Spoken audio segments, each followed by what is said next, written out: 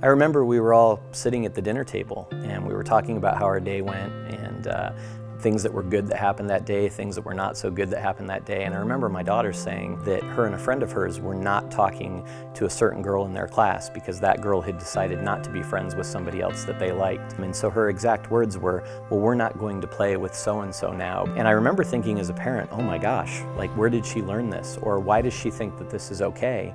And I realized that it was my responsibility to teach her what was acceptable in regards to communication. I remember telling my daughter, you don't have to be their best friend, but it doesn't mean that you shouldn't be friendly to them.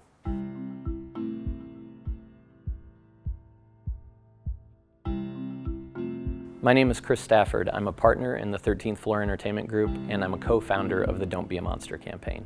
I know I remember being in middle school, and I remember certain kids making me feel like I wasn't included, or making me feel like I was different from that group. And I think that that's something that sticks with you for the rest of your life.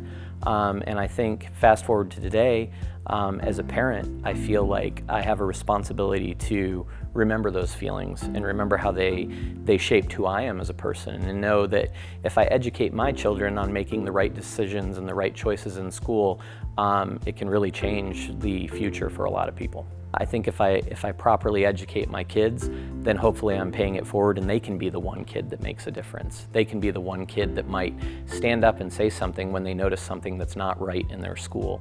I mean, really that's all it takes, right? Is somebody to just say something. Somebody to stand up and say, hey, I'm not okay with this, whether or not it's happening to them or whether or not it's happening to their friend. It only takes one person to make a difference, and you can be that one person.